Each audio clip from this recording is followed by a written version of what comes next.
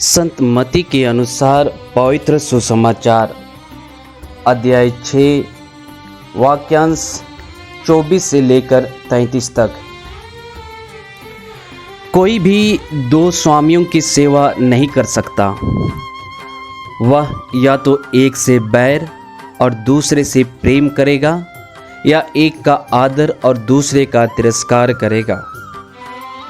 तुम ईश्वर और धन दोनों की सेवा नहीं कर सकते। मैं तुम लोगों से कहता हूँ, चिंता मत करो, ना अपने जीवन निर्वाह की कि हम क्या खाएं और ना अपने शरीर की कि हम क्या पहने। क्या जीवन भोजन से बढ़कर नहीं और क्या शरीर कपड़े से बढ़कर नहीं। आकाश के पक्षियों को देखो, वे ना तो बोते हैं, ना लुनते हैं और ना बखारों में जमा करते हैं, फिर भी तुम्हारा स्वर्गीय पिता उन्हें खिलाता है। क्या तुम उनसे बढ़कर नहीं हो? चिंता करने से तुम में से कौन अपनी आयु घड़ी भर बढ़ा कर सकता है? और कपड़ों की चिंता क्यों करते हो?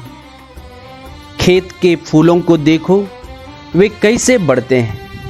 वे ना तो श्रम करते और ना कताते हैं, फिर भी मैं तुम्हें विश्वास दिलाता हूँ कि सुलेमान अपने पूरे ठाट बाट में उनमें से एक की भी बराबरी नहीं कर सकता था।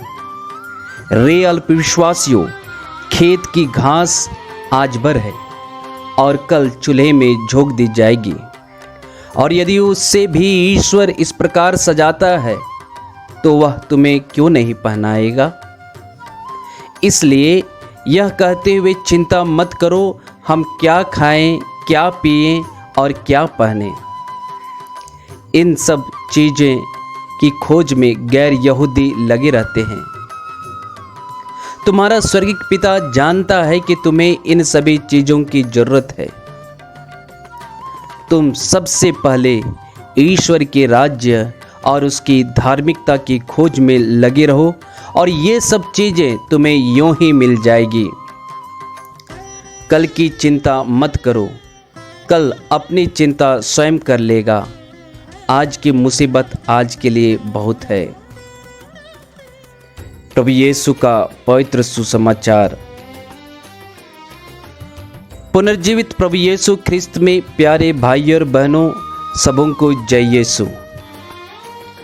हम में से कई लोग जीवन में शांति एवं धन संपत्ति पाने की खोज में लगे रहते हैं और इसके लिए तमाम नए नए तकनीकों का इस्तेमाल करते हैं।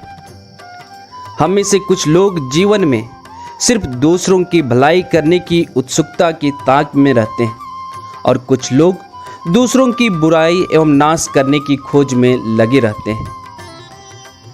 वर्तमान समय में ज़्यादातर व्यक्ति पारिवारिक समस्याओं की समाधान की खोज में लगे रहते हैं, जैसे आर्थिक तंगी कैसे दूर करें, विद्यार्थियों का जीवन कैसे उज्जवल बनाएं, बच्चे माता पिता का आज्ञा नहीं मानते हैं, इत्यादि।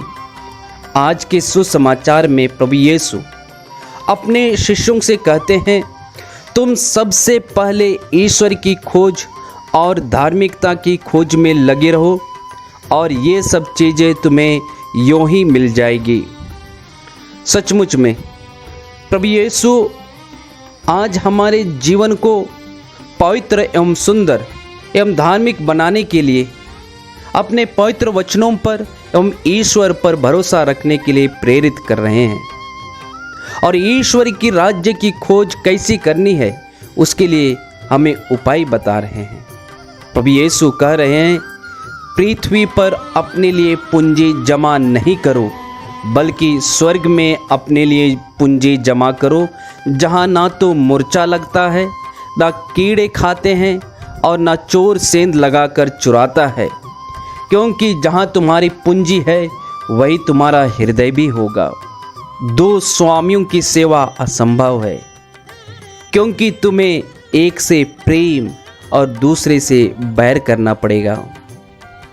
जब तुम ईश्वर के राज्य की खोज मेहनत करते हुए करते हो तो चिंता मत करो कि क्या खाएं और क्या पहने। क्योंकि आकाश के पक्षियों को स्वर्गिक पिता खिलाता है। शत्रुओं से प्रेम करो, अत्याचार करने वालों के लिए प्रार्थना करो। संत मत्ती के सुसमाचार अध्याय 5 और 6 में प्रभु यीशु कहते हैं, धन्य है वे जो धार्मिकता के भूखे और प्यासे हैं, वे तृप्त किए जाएंगे। संत पौलुस तिमिति के पहले पत्र अध्याय 6 वाक्यांश 10 में कहते हैं, धन का लालच सब बुराइयों की जड़ है। इस लालच में पड़कर कई लोग विश्वास के मार्ग से भटक गए और उन्होंने बहुत सी यंत्रणाएं झेली। आइए हम ईश्वर की खोज के लिए पवित्र आत्मा से सहयोग मांगें। आमीन।